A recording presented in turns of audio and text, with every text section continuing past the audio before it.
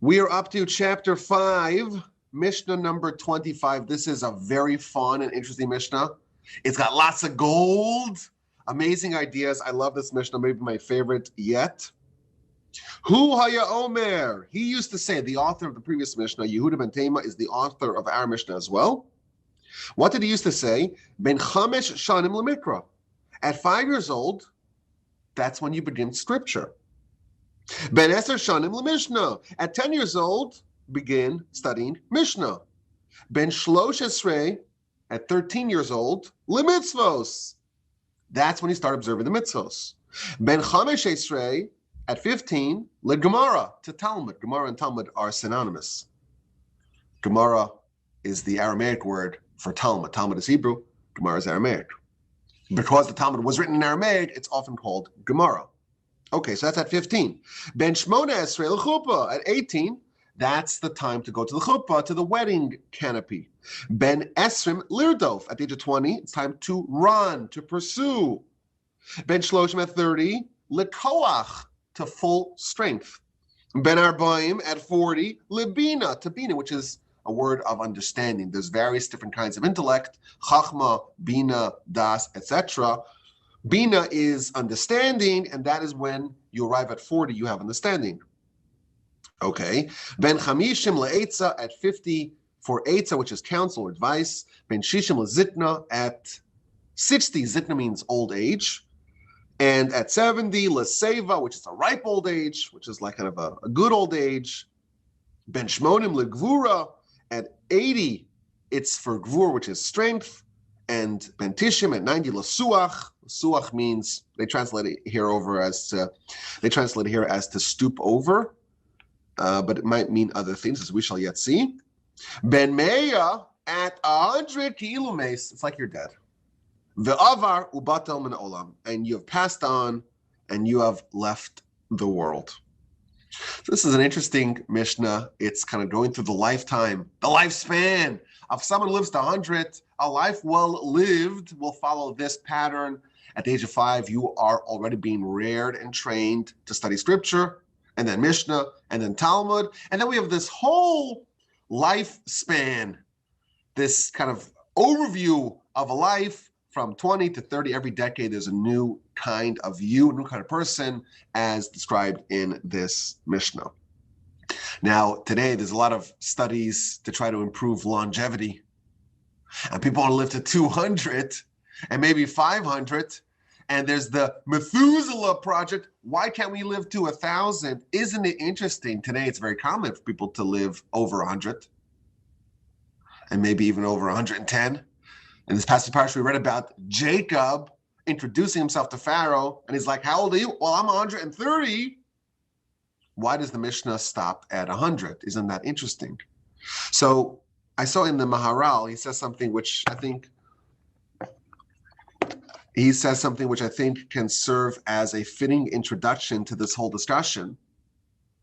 He says that the reason why it's giving us 100-year lifespan is because this Mishnah is trying to tell us what a person should do over a lifetime, and 100 is the number which is associated with the temple. The sanctuary in the temple is 100 cubits tall. And when a person is living a life, you're trying to model yourself after the sanctuary. And that's why it stops at 100. Not because the person is bound to die at 100, but this is trying to create a certain structure of a human life, well lived. The result of that is you're building this temple, this sanctuary, that's going to be a replica of the Temple of Jerusalem. And that's why it's at 100. That's why it stops at 100, because that's really the goal. Not to mean that you're capped at 100. There is a well-known myth, or a well-believed myth, that people have at the age of 120. People wish other people, live to 120, as if 120 you're going to die. It doesn't say that anywhere in the sources. It is just a misunderstanding of the sources. You can live to 150, no problem, if the Almighty gives you life. Again, we're not guaranteed even another second of life. But there's nothing that says that you have to die at the age of 100 or 120, but because this is trying to indicate to us the objective of life, really, is to make yourself into a replica of the temple. That's why it stops at 100, to hint to you that this is what's being described over here. The temple, of course, was God's sanctuary in this world. In this world, the world that's most distant from the spiritual reality, got to be here. You build a temple, you build a sanctuary, and God will dwell in your midst. That's the pitch. That's the bargain. And with ourselves, building our own little edifice of life, we could do the same thing. And this is the guidance how to do it. An amazing idea. Heaven and the heavenly realm doesn't need to stay in heaven. It could come down here. A person could do that. A person can transform themselves into being a sanctuary for God. Of course, when you start off, you have nothing. You have a soul, you have all the potential, you have all the tools in place. But a person, when they start off, they're completely dominated by the foreign God. We call it the Yetzer Hara. But over the course of life, if you have good training, good mentors, you have access to good tools, you engage in the manual to do this, the Torah, you could bring God into your life. You could become a seat for God within you, like the temple. And that is the mission over the course of a person's 100 years here. Now you'll notice the author of this Mishnah is the same author of the previous Mishnah, which ends with a prayer. Yehi Ratzon, may it be the will that the temple will be rebuilt speedily in our days. Accordingly, there's a nice continuity here. We don't have the temple, and we're praying for it to be rebuilt, but in the absence of the temple, we have the instructions and the framework for how to create a certain replica within ourselves of the temple. Now, the broad idea of this Mishnah is that people change. You start off as one thing, and there's development, there's transformation. Over the course of a lifetime, people change, and therefore you have to be aware of that. It's not just one block, one unit of life. There are different times, and there's development, and there's transformation. There's a certain progression here. And it's also interesting that we're not trying to accomplish everything on day one. Precocity is not really encouraged in this Mishnah. Yeah, at the age of 5, you start. What about the kids who could study at age 3? It's not necessarily here being encouraged. We talk about the great savants and geniuses. Well, at the age of 12, they already knew X, Y, or Z.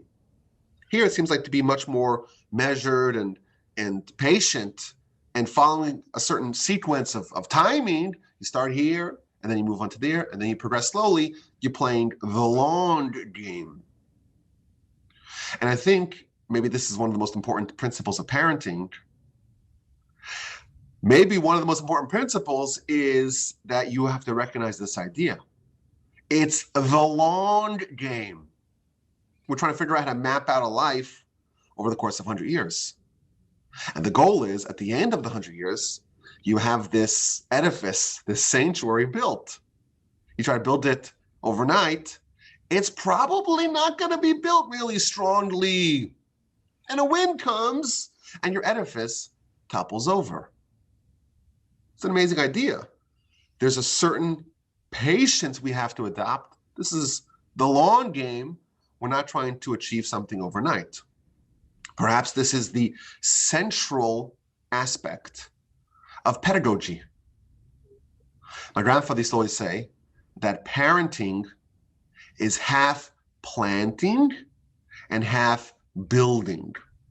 There's 2 ways you could kind of effectuate something. You could build a building, and a building, whatever you put in the building, whatever bricks you lay, that's what you have. If you don't lay a brick, there's no way that the brick itself will beget another brick. It doesn't work like that. Everything is manual. And everything's done, you could do it really fast. Why not? But a plant, you can't really plant and say, give me a sequoia tree. Let's put up a cedar overnight. It doesn't work like that. You plant, And you really have to wait and really do nothing. And maybe water it a little bit and monitor it. And if we have a deep Texas freeze, maybe cover it a little bit. But it's really hands off. And the development and the transformation happens from within. The tree grows in ways that you didn't even expect. But provided that you provide, those guardrails and whatever it needs, the nourishment, the sunlight, the watering, etc., it itself will develop on its own. And the proper balance between the building, the things that you need to do, and the rigidity that you have to set in place, and then the planting, the ideas that you plant, and you don't expect to see any results for years. And everything's happening beneath the surface. And the transformation, the blooming, the blossoming only happens much, much, much later.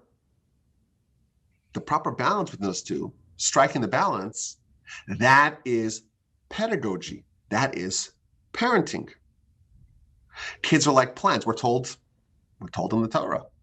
Ha'adam eitz hasada. Man is a tree of the field. Now, what exactly that means? There's many different, of course, dimensions of interpretation.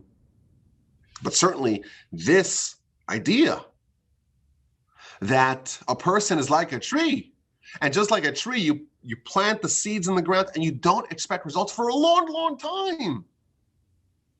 That is very much one of the ideas of that concept. Patience, timing, mapping out a lifetime over 100 years, that is central to human development. I remember reading this one line. It's such a clever line, and it's so memorable. Once I say it, you'll say, that was pretty clever, and then you too won't forget it. It was, there's an author and statistician named Nassim Nicholas Taleb. You may have heard of him. So he wrote this. I thought it was so clever. He's like, you can't make 9 women pregnant and produce a baby in 1 month. It doesn't work like that. It doesn't work like that. Some things you just need time. You need 9 months, and that's it. There's no way to short circuit the system. Here we're told that to build this sanctuary that we're trying to build, you really need a lifetime. And if you try to accomplish all at once, it's not really going to work. It's not really going to work. This is the long game. The children are like a tree that they have to develop on their own over time. Let it germinate, let it develop underground, wait, and be patient. My grandfather, blessed memory, who was a renowned pedagogue, he used to say that the most important quality of parenting is to not mess the kids up.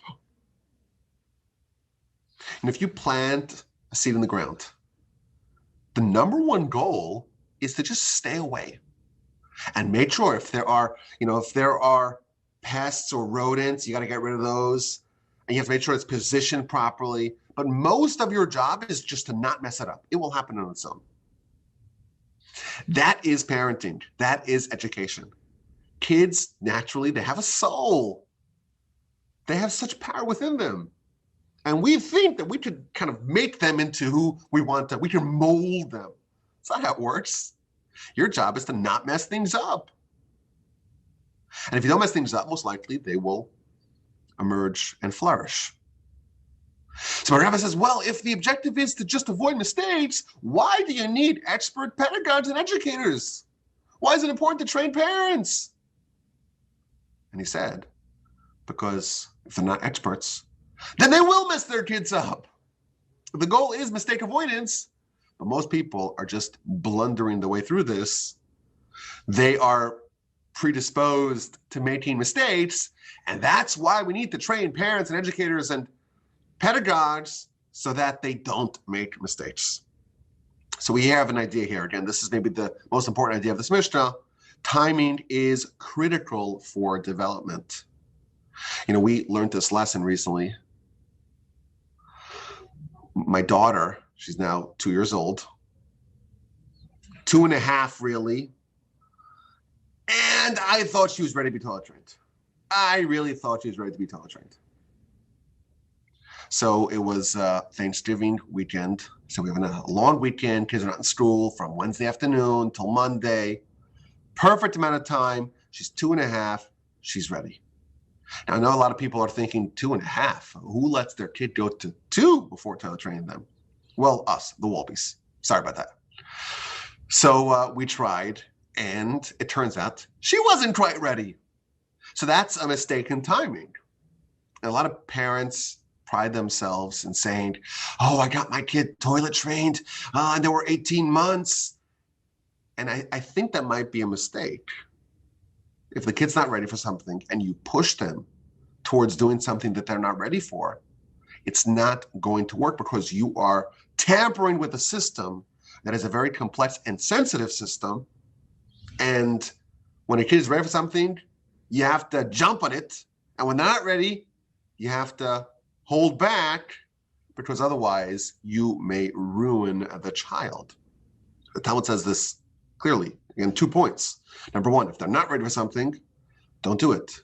But if they are, don't miss the moment. Overseeing the timing is maybe the most important job of the parent or the pedagogue. Knowing when they're ready for something and then pouncing, but not pouncing ahead of time. That's the sweet spot. So Talmud says, well, before the kid's ready to study, don't try to get them to be precocious and say, oh, let me teach them when they're 3 and they can't read and they don't have the mental capacity to do it, but let me do it anyhow. Big mistake. You may be ruining the child. But once they are ready, in the words of the Talmud, stuff them like an ox. You pound them. Once they're ready, you pound them. Don't just like always be, half measures. 0 to 100. They're not ready, they're not ready. When they're ready, give it all you got. Engorge them with learning, with Torah. Just absolutely make them replete with it. Stuff them like an ox, in the words of the Talmud. And that's the balance. Got to know when the timing is right. And sometimes you plant the seeds. And again, you are not expecting for results to be manifested for years and decades. The Talmud says something really scary. I'll tell it to you, and you'll say, there's no way the Talmud says that. And then you'll email me, rabbi@wolbe.com, and I'll show you the source. Talmud says that when a child learns to speak, and it starts saying, Abba, Baba, Mama, Dada, it starts speaking. That is a critical juncture in the child's development. And at that time, the parent should start speaking to the child in Hebrew, in the language of the Torah, in the language of God, in the holy language. And what should the parent teach the child? And what should the parent teach the child? The Shema. And the verse in Deuteronomy, Torah tziva lanu Moshe, mora shaki las Yaakov. Torah was commanded us by Moshe. It is the heritage of the community of the congregation of Jacob. The idea that we had a prophet, Moshe, who gave us the Torah from God, and this is our heritage, that's an idea we want to implant in the child before they even know what they're talking about. We're playing with their fertile minds. We are brainwashing our children. We're indoctrinating them. And I'm using those words deliberately. I know they're very provocative. But everything we do to our children is brainwashing. Everything that I'm doing to you right now is brainwashing. Hello, I'm brainwashing you. I apologize. I'm cleaning it, scrubbing it, making sure it's nice and clean. Brainwashing it, making sure it's just supple and ready to absorb good ideas, cleaning all the bad ideas out there. That's a good thing. With a child, it's very critical that the right ideas get in and the wrong ideas stay out. Because again, the minds, especially of young children, are very, very impressionable. Very impressionable. And the ideas that are planted at the right spot, when there's a change, when there's a shift, those ideas are going to stick for life. And again, you might not see any results for a long time, but you're implanting those ideas. You're laying the groundwork of what this brain and what this child and what this soul, what this heart is going to live a life. What kind of life they're going to live. Now, the part of the Talmud that I said you won't believe me, Talmud says if you don't do this, it's like you're burying the child. And again, it's a very aggressive, very provocative statement, like burying the child. But the Talmud understands, the architects of the Talmud were the biggest experts of pedagogy and understanding human development. And they're teaching us a very powerful idea, and they're trying to get the message across. At this juncture in the development, it is such a critical juncture, because what you're going to do at this time is you're setting up the software. The base code for this person is being established now, and what you do will determine the life that this child is going to have. Now, there's an amazing insight from the Chassid Yavitz. Again, this is still the introduction of this Mishnah. Humans are much more than sophisticated animals. We're a class unto ourselves, in many, many ways, of course. But the idea that he highlights, I want to share with you. He says that animals are more static. You know, the animal being born and the abilities that it has very quickly after birth are really going to be the abilities that it has for the duration of its life. Humans, on the other hand, are born very undeveloped and very vulnerable. And there's this idea of social gestation, that humans really have two periods of gestation. They have in the womb gestation, and they have out of the womb gestation. And that's why kids can't really walk or crawl until they've been basically 9 months out of the womb, because that's really the full gestation. That's an idea that's been posited by some of the scientists who study these things. But there's a critical difference here between humans and animals. Animals are static. They start off very advanced relative to humans, but they kind of maintain that level, basically stay the same for their lifetimes. Humans start off with almost nothing, 0 skills, but they're dynamic. They change rapidly, and they transform, and they are much more capable of learning much more than an animal can. And that's really what this Mishnah is trying to get at.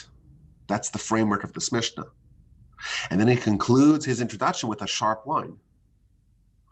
The human has the choice. Of course, sometimes the choice is not necessarily done by the human themselves. It's to be the environment, the society, the parents, the family, the community. But humans can choose to be more static. And by that measure, the human is no better than the animal. Human has this tremendous ability to develop in the ways outlined. But if they don't, then really, how are they better than the animals? Animals also don't develop. So that's the introductions I wanted to share with you before we begin this Mishnah. But an incredible idea. We're outlining in the first 5 years, and 5 to 10, and 10 to 15, and 15 to 20, and then 20s and 30s and 40s, and all these different eras of decades in a person's life. So first of all, you'll notice that the growth and the change happens over decades. 20s, that's for pursuing, for changing, for chasing. And then the 30s, well, that's strength. And then the 40s, well, that's insight. And then the 50s, well, that's advice or counsel. So first of all, we're told in Scripture that the average lifespan is about 70 years. And by the way, today, the average life expectancy globally is also about 70 years. If you think about it, if a decade is a unit of life, it does follow a certain pattern. We have 7 days of the week, and we have 7, so to speak, decades of the life. It is interesting that a decade is viewed by our Mishnah as a distinct unit, and you got really 7 of them. But there's a quote that I was reminded of when thinking about this Mishnah from Bill Gates. I know he's a controversial figure, but I like this quote. He used to say that most people overestimate what they can do in a year, but most people underestimate what they can do in a decade. And maybe that fits into this paradigm of our Mishnah. Every decade is an opportunity to transform yourself, and of course, by extension, to transform your life and to build a central building block in the edifice you're trying to build, in the model sanctuary you're trying to construct. And therefore, we're told 10 years, you have 10 years to do something radically transformative to yourself and to the world. And as you progress, your opportunities are open and are changed. I would imagine some opportunities are closed as well, and therefore you have to make sure you do the right thing in the right time. Now, it's interesting, if you look at just this Mishnah, we're told what you do in your 20s and 30s in decades, but the first 20 years are broken up into periods of 5 years. So 0 to 5, we're not told anything. I would imagine that 0 to 5, it's kind of, family time, learning to walk, learning to talk, maybe learning how to read. And then we have 5 to 10, and that's about learning scripture. And 10 to 15, we're told, that's the time to learn Mishnah. Mishnah, of course, is the laws, the canon of the oral Torah of laws of the Torah. And 15 to 20, well, it's 5 years to master Talmud. Why are the first 20 years broken up into smaller increments than the rest of the lifetime? So I saw an interesting Maharal again. He says that the first 20 years are different than the rest of a person's lifetime. How so? So even today, you can't vote. You're not an adult till you're 18, and then there's other things. You can't drink or smoke or something like that till 20. Even our society looks at the age of 20 as a person maturing from a youth, from an adolescent into an adult who can make their own decisions. But he says something interesting. He says that every big change demands a decade. And by the way, one of the reasons why people fail, it's not because they don't have the ability, is because they don't put in the decade. If you want to undertake something, you need a decade. And you try it for a month, and you know what? It's just not going. That could either mean because it's not the right thing for you to choose, or it could mean it is the right thing for you to choose. You just need to invest a decade. And that's the problem. You see people who are very talented, but again, they expect immediate results, and they invest a month, a half a year, even 5 years, and they don't see the transformative success that they had anticipated, and they quit. And they go on something else, and they go on something else, and they go on something else. Here we're told, you need a decade. Now, you should be seeing a little bit of success. This is, we're told also, again, the sources, this is not me speculating here. You should see a little success after 5 years. If you don't see even a little bit of success after 5 years, then it's time to table that plan. Then it means that the failure was, in fact, in choosing the objective. But if you quit after a month, then it's not necessarily because you'd made a poor choice. You might not have put in the hours. So you need a decade. But when it comes to the things that you do in your youth, you only need 5 years. Why? Because at that juncture in your life, you go to school. And at school, the objective of school is to divide the work between the instructor and the pupil. And therefore, the instructor, they invest the 5 years, and the pupil invests the 5 years, and therefore you have a decade. It's just distributed between the pupil and the instructor. So the principle is still true. You need a decade to master anything. But here, the decade is divided between the instructor and the pupil. Which, by the way, another pet peeve of mine. If you have someone who is lecturing and pontificating and bloviating from a lectern, and even if they develop nice ideas and they present these nice ideas in beautiful flowery terms, if they're doing 100% of the work, the pupils don't benefit. Here we're told that you do need to invest a decade, but because you're young, you only need to put in 50% of the work. The other 50% of the work will be put in by the instructor. But that doesn't mean the instructor does 100% of the work. It means the instructor does 50 and the pupil does 50. If the instructor does 100%, the pupil has done 0 and the pupil won't retain anything. The proper way to instruct students, children, young people, is by giving them half the work and you being the instructor, doing the other half. And once they're 20, they're on their own, really. They're supposed to do all the work. They should have the necessary tools in place to do 100% of the work. But this is what education is. You do half the work as the instructor, and you demand half the work to be done by the students. You're training them to ride a bike. You're holding, you're guiding, you're correcting, but they have to work as well. And once they learn to ride, you let them flourish. Half by you, half by them. And the goal is that they should learn the skills needed, and they should have a little bit of the appreciation of the process. They should enjoy it. If you go through 20 years of education and you don't love learning, then your education will end and you will never do the decade of hard work on your own. So the goal of these 20 years is 50% is done by the instructor, the guidance, the guardrails, the correcting mistakes, and the other 50% is done by the person themselves, the pupil, and then they're going to learn how it's done, and they're going to develop a taste for this.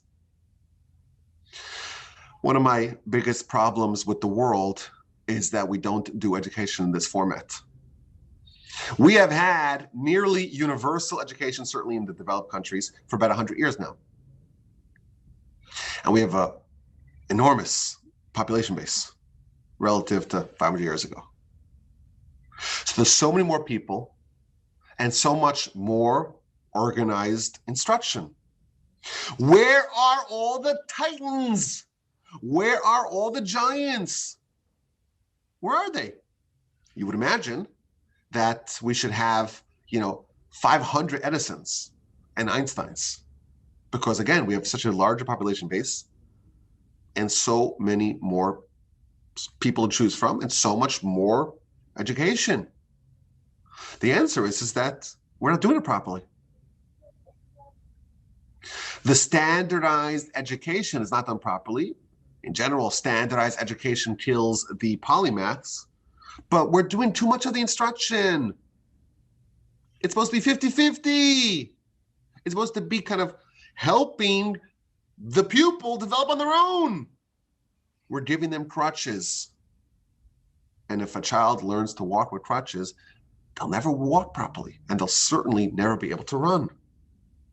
They won't develop a love of learning, because the truly transformational accomplishments happen in decade 20 and 30 and 40 and 50. That's when it actually happens. But if you don't have the first 20 years done properly, 50-50, the kids won't grow up to be the Edisons and the Da Vinci's, etc. Of course, I do believe that in the yeshiva system, they do this a lot better. A lot better. Not perfect, but a lot better. So you are seeing a great flowering of scholarship in the Torah world, but as a critique of the universal education we have today, I think it is a really damning criticism that I think we're not doing it properly, and that is it's a real shame. I heard from a mentor of mine. He said that the objective of grade school, what's the objective of grade school? The number one most important thing is that the kids know how to read. It's really sad today that even though we do have universal education, a lot of kids actually don't know how to read. Most important thing, know how to read. And then a little bit of love of learning, just a little bit, a little bud that can be developed. And a little bit of understanding, this is in the context of the religious context, a little bit of an understanding of what we believe, a little framework of our faith. But again, the goal is to get them to experience a little bit of the hard work on their own and to not be turned off. I've finished my rant against standardized education. Let's actually get into this Mishnah. At age 5, it's time to start studying scripture. Why age 5? So the commentaries tell us something fascinating. Man is like a field. Man is like a tree. Man is like a sapling. The halacha is, when you plant a fruit tree, the first 3 years, you don't touch the tree. And in year 4, those fruits are brought to Jerusalem and they're sanctified. But you don't consume those fruits. And in year 5, the fruits are all yours to enjoy. And because man is like a tree of the field, that's why the first 5 years we do nothing. Once it's year 5, not to mean we do nothing, but we don't try to get any fruits out of this. It's all about let the tree grow. On year 5, that's when you start the real education. Now today, most yeshivos that follow the Torah don't actually do it the way it's described in this Mishnah. And it's a great mystery as to why things changed.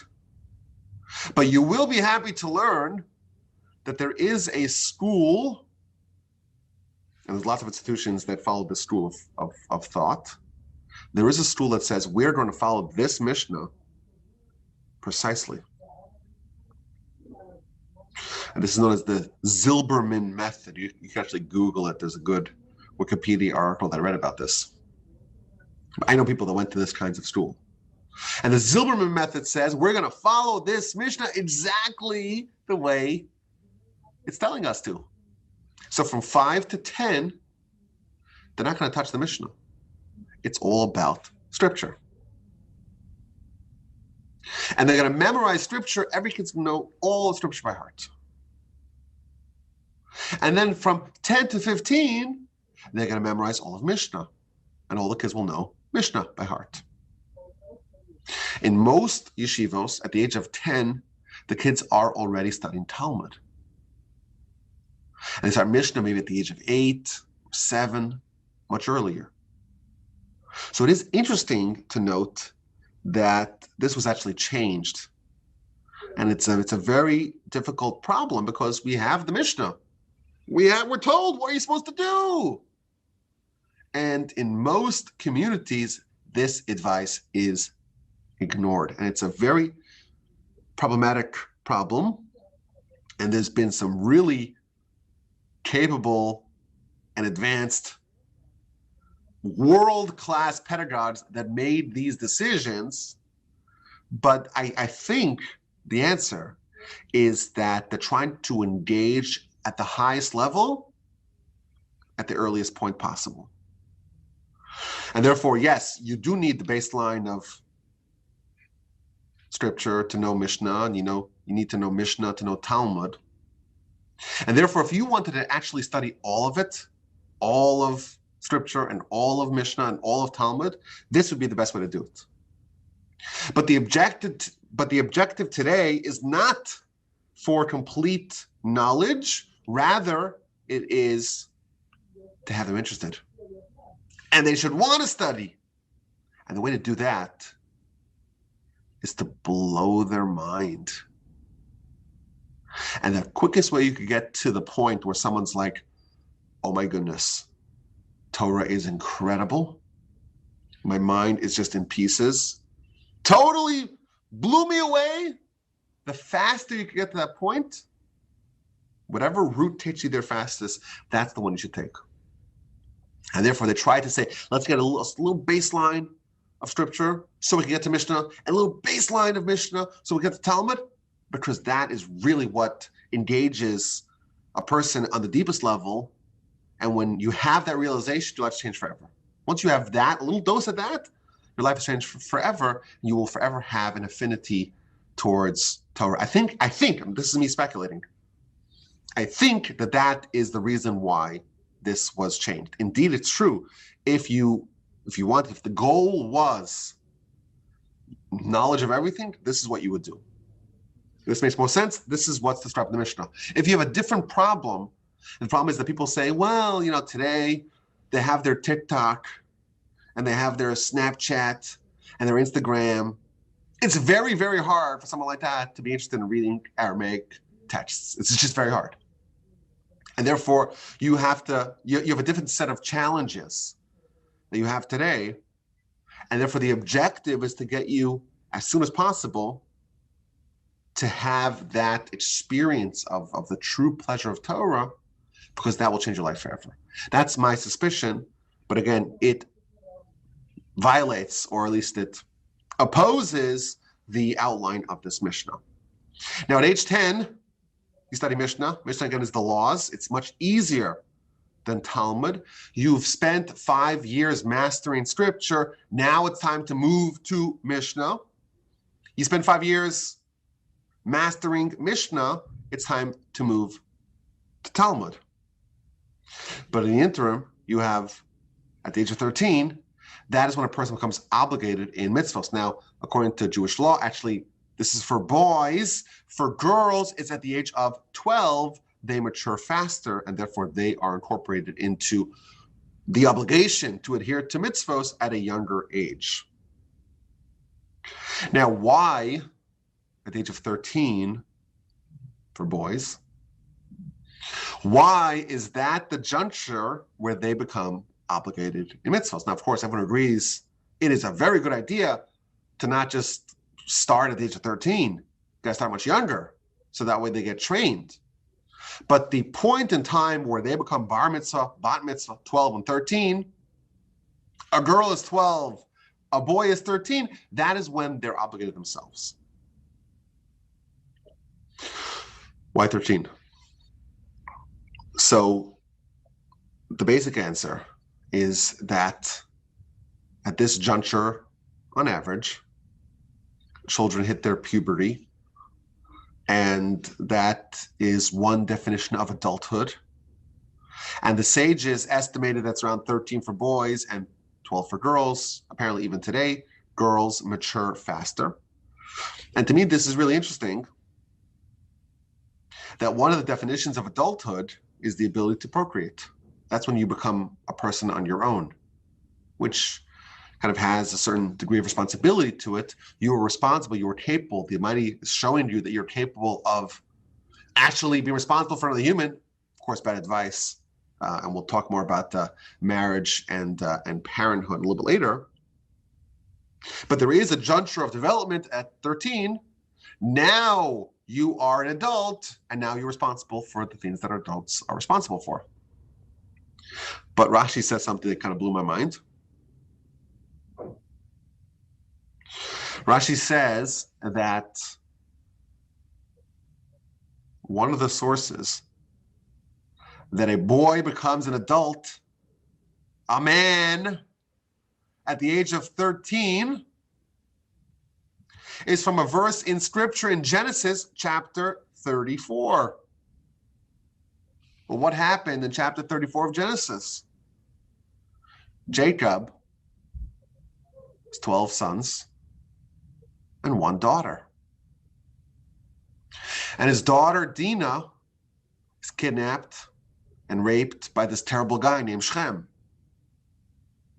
And 2 of Jacob's sons do a big ruse, get everyone to circumcise. We know the story. And when they're sick and they're bedridden, they come with swords and they slew an entire city. Who are those 2 sons? Shimon and Levi, the second and third sons of Jacob. If you look at that verse, it describes, this is chapter 34, verse 25. Vayikhu shnei bnei Yaakov, the 2 sons of Jacob took, who are these 2 sons? Shimon and Levi, achei Dinah, the brothers of Dinah. Ish harbo, every man took their sword. The verse describes these 2 boys as men. How old were they? Shimon was 14. Levi was 13. And therefore, we know the Torah defines Levi, a 13-year-old, as a man. And therefore, says Rashi, we have a source now that at the age of 13, that's when a boy becomes a man. So to me, I just found this so incredible that, first of all, Shimon and Levi defending their sister and destroying a whole city, they're teenagers. I couldn't believe that. These are teenagers. That's it, 13 and 14, little kids. But also, I think this is a nice definition of adulthood. Adulthood is like the chaos of teenagehood. There's a certain explosion of hormones, and there's going to be rebellion, and that's a child coming into their own. That's a child kind of developing themselves independently. Now, of course, teenagers, they've earned their stereotypes justly. They have earned it. There is merits behind all the things they say about teenagers. I've been told. But what this is revealing to us is that there are individual qualities of a child that are not necessarily manifested until they reach this point, and then a certain ferocity, a certain explosion of character is going to be developed, or is going to be exposed, and they may do some crazy things, but now you realize this is an independent human, not just a child. And of course, the hope is that those qualities will be honed, will be, you'll maybe scrape off some of the rough edges a little bit, sharpen it, channel it for its proper use. But to me, this is an amazing idea. At the age of 13, the child is acting crazy, potentially. And now they're acting as themselves, not just as a child. At the age of 15, it's time to teach them Talmud. Your brain is a sloshy little thing, which is the most advanced piece of technology, piece of matter in existence. But unlike other advanced and complicated things, and the amount of it, by the way, that we know of how it actually works, it's like a tip of the iceberg. The only thing they really know is that, this part of the brain lights up when they're thinking about X, Y, and Z, which is, again, the most unscientific way to actually figure out what's happening. To me, I think it's kind of ridiculous. This part of the brain is flashing, as if that tells us really how it works. There is at least an argument to be said that the soul, the seat of the soul, is the brain. So we're talking about the most advanced thing in the entire universe, with the exception, of course, of God, right? God is the creator, but the holiest, most sublime thing is the human soul. Of creations, the soul is the highest thing, and at the seat of its human brain, and we're trying to figure out by how it's lighting up. Of course, it's just an exercise in futility. They say that someone, God forbid, loses senses, other parts of the brain start doing things to compensate. Like the complexity of the brain and the capacity of the brain is just incredible. But it starts off and it's very undeveloped. And you try to give a child Talmud and it's just too advanced. And now as you mature, you're 15, you're starting to develop more abilities and you're capable of more sophistication. And then you spend 5 years and hopefully you've mastered Talmud. But again, the objective is to study it now your whole life. But at 18, well then it's time to get married. Or at least to enter into the wedding canopy. What's the source for this? So there's amazing Rashi here. Rashi says, it says the word Adam 18 times from the beginning of the Torah until marriage, when he meets Eve. And that's hinting that 18 years, that's the right time to get married. And the basic idea is, a man hits physical maturity around the age of 18 to 20. And once you hit maturity, it's time to seek completion. And if you're alone and you don't have someone to share your life with, well, you're not complete. Once you are kind of physically, individually, as one node, as one half of a full unit, well, then it's time to find the other half, find the other puzzle piece. Now, the Talmud actually says that 18 is the beginning of the period of spousal seeking, but the end, listen to this, by when are you expected to have found your spouse? Well, that comes at the age of 20. You have 2 years. That might give you a 2-year window to find a spouse. And the commentaries actually say, you look at our Mishnah, it says 18, doesn't say 18 for marriage, it's 18 for wedding canopy, for the chuppah. The chuppah is the beginning part of the marriage process. In antiquity, the betrothal was done much earlier, and it was separate from the marriage. Betrothal at 18 and marriage at 20. I think one of the biggest mistakes that Western society has made is to delay marriages. Today, the problem is, even if someone today wants to get married at 18, you have to find a willing accomplice. And that's the problem. Because our society has made the notion of getting married at such a young age, it's totally anathema. And you look, the average age of people getting married over the last 100 years, it has gone up tremendously. And there's lots of problems with that. The longer someone lives as an individual, the harder it is for them to meld and to fuse into one with a different person. Here, it seems like, once someone is ready, just like we talked about the whole theme of the Mishnah, timing is everything, right? Once someone's ready, the longer you wait, the harder it is to accomplish the goal.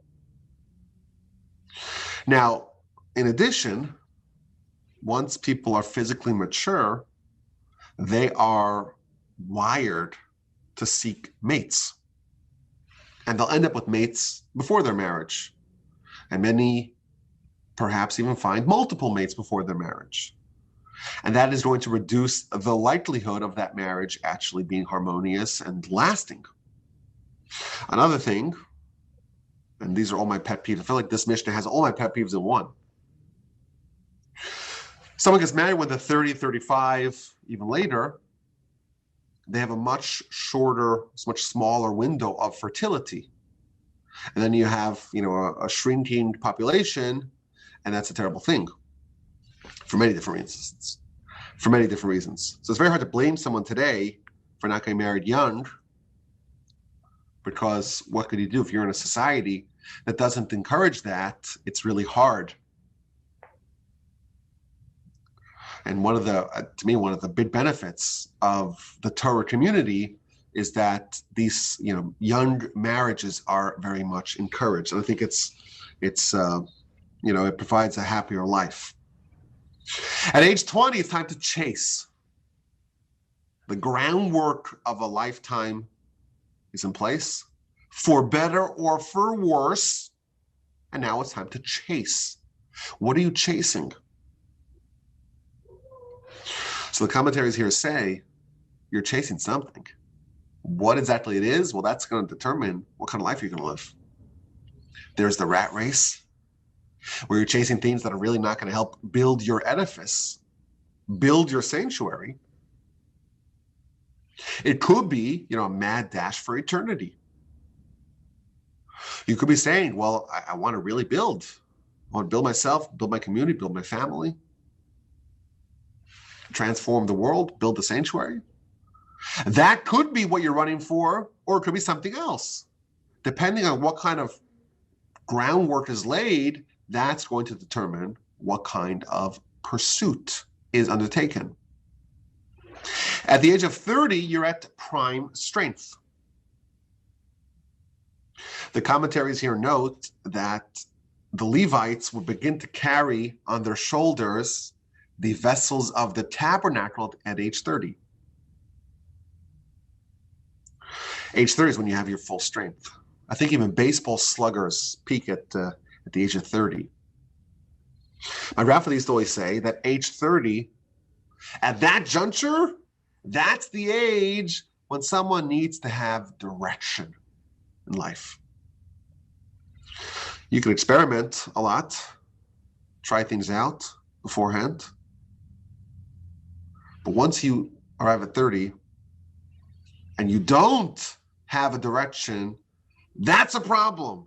You got to make a choice, see what you want out of life, and go pursue it. You have, 40 years or maybe even 70 years to try to accomplish that. At age 40, it's time for insight. What's insight? Insight, those are the ideas and the understanding that are indirect. The way it's described in the literature, lehavin davar mitoch davar, to understand something from something else. It's when an idea gets absorbed and the essence gets separated, so to speak, from the wrapping, the garment of the idea. Now, the commentators here say that Moshe, at the end of his life, he tells the Jewish people, I've been with you, I've been teaching you for 40 years. And up till now, you don't really have an understanding of what I'm saying. But once you are at this point, if you've been studying for 40 years, now you are beginning to understand what I'm truly trying to convey to you. Says the Talmud, a student doesn't fully understand their teacher until they've studied and had the ideas that they've been studying percolating within them, within their head, within their heart, for 40 years. Only then will they begin to understand the insight of those lessons. You chew over something for 40 years, you're opening up portals of insight. In 1976 and 1977, my grandfather, bless his memory, unveiled a series of lectures which codified the principles, the foundations of his teacher's Torah. And his rationale for this was that 40 years ago, my teacher passed. And I have not stopped turning over and studying and chewing over all of his Torah. I've spent 40 years on it.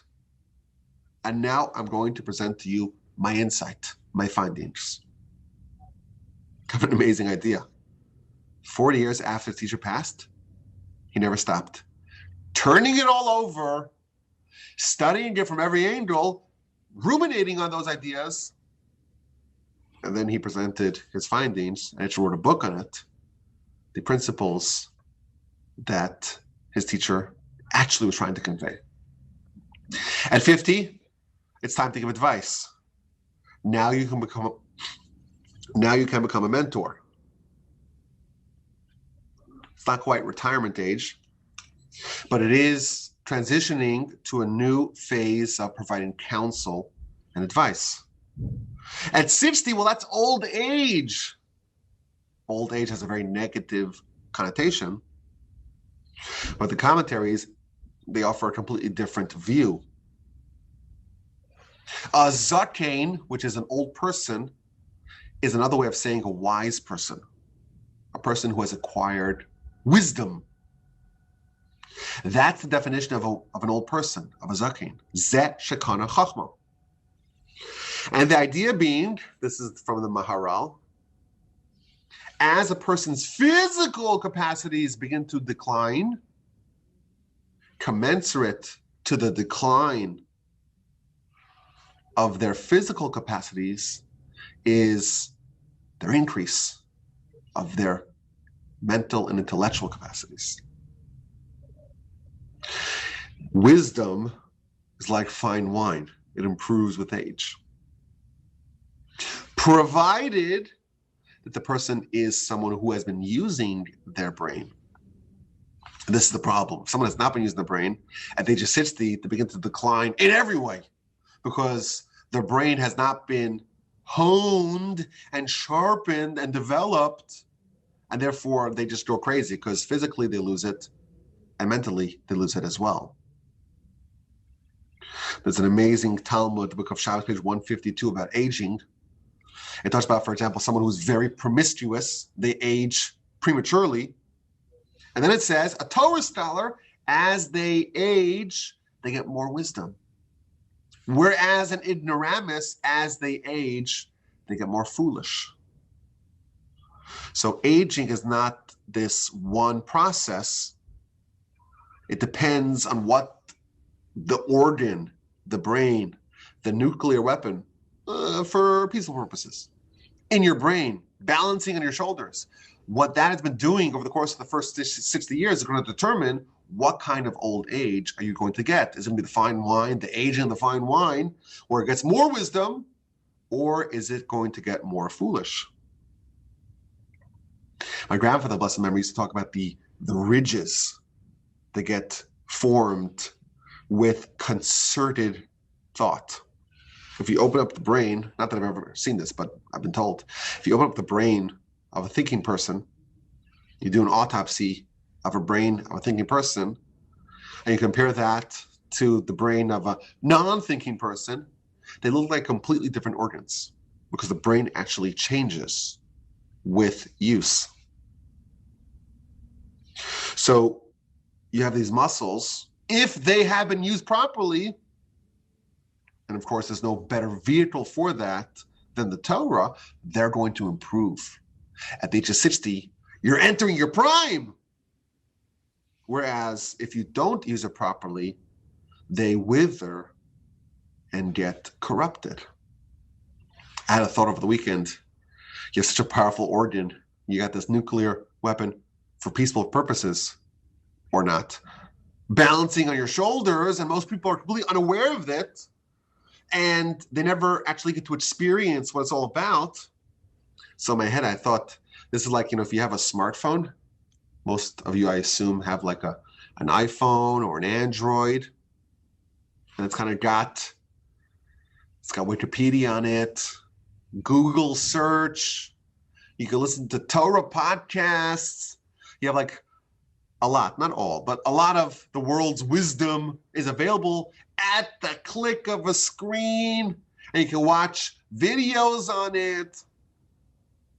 And then you have a fool who says, you know what I have over here? Look at this. I can turn on the flashlight. What an amazing thing. I got a flashlight.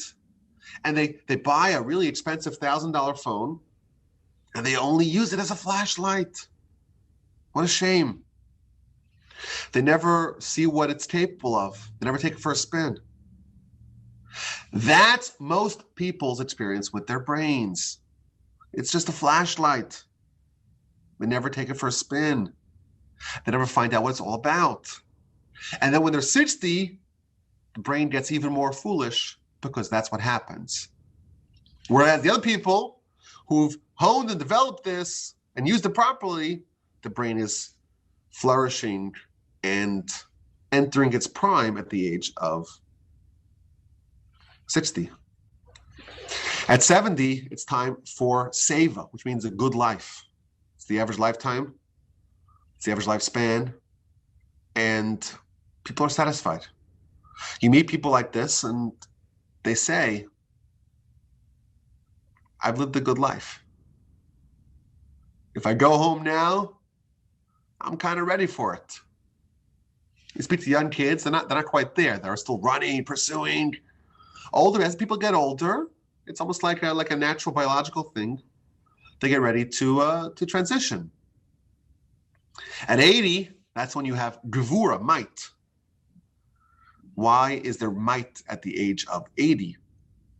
The truth is, it's a verse in scripture. Yemei shno seinu behem shivim shana, person lives for 70 years.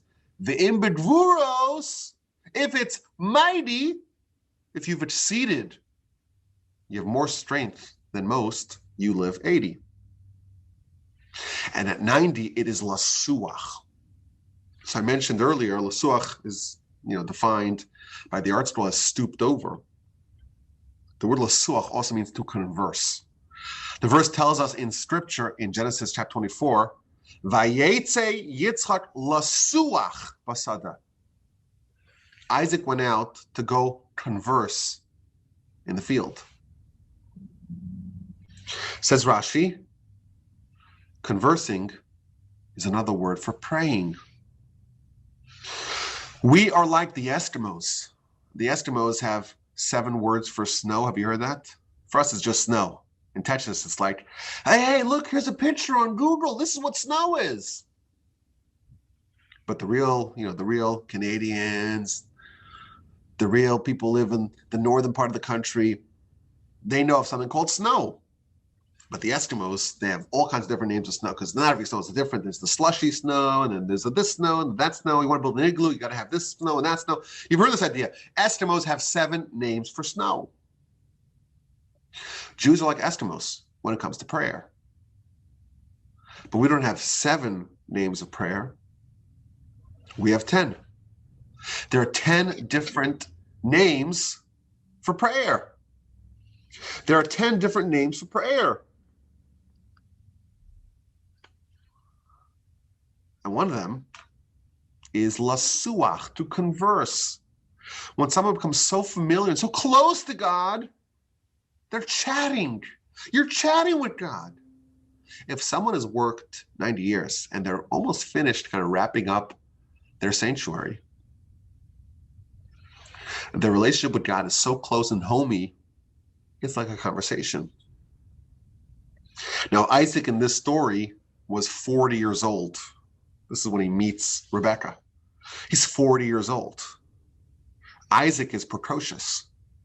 He is already someone at the age of 40 who is conversing with God in a chummy fashion. They're close, they're friendly, they have a relationship. It's like a bilateral relationship. You want to chat with someone, you don't chat with someone that you never met with, right? Someone you're not friendly with, you don't know them, you don't chat with them. But an old friend or a longtime colleague or coworker, someone that you know, your neighbor, you chat with. At the level of 90, a life well lived will result in someone having a very close and intimate relationship with God. And at the age of 100, so the Mishnah describes it, that's it, you're over, you're done. You're basically half dead. I think what this means is that at this time, you're dead, meaning you've accomplished what you need to accomplish. We think of death as being the end of life. The truth is, from our perspective, death is the beginning of life. This life here is just about building your life. But actually living your life is once your soul is removed from your body and you no longer have those inhibitions, those bodily distractions holding you back. Life is about to begin. You're dead, you're closing off the world, the universe of preparation, and you're about to begin the life of consumption. The world and its thrills don't titillate you anymore. You're on a spiritual journey. You are not seduced by the trivialities of life. You are ready to begin your true life. So this Mishnah is just incredible. You see why I like this? You see why I love this Mishnah? You see why it's so much gold here? Tremendous, tremendous Mishnah here. We are here for a purpose. We're trying to do something. We have 100 years, hopefully. We never know when our day is. We're not guaranteed even a second of life. Every breath is a miracle and a gift from God that demands that we thank him for it. But our objective, to the best of our ability, is to try to build something transformational, something which is almost a model of the temple. We have 100 years to do it. And the first 20 years, we're learning the tools and the skills, and we have mentors. And you don't want to push it. You have to understand the principle of timing. When the child's ready, you give it to them beforehand. You don't. And over the course of life, hopefully, we will actually build this incredible edifice. A life well lived is described in this Mishnah. I thank you for listening. My email address is rabbiwolbe@gmail.com. As you know, we talk about ethics. But we also have a mitzvah podcast and a parsha podcast and a Jewish history podcast that needs more love and a Torah 101 podcast and a This Jewish Life podcast. You just go to Apple Podcasts or Google Podcasts and search my last name, Wolbe, and you should have about 5 or 10 years of uninterrupted listening. But I hope to keep on producing more content. Give it a listen. Email address is rabbiwolbe@gmail.com.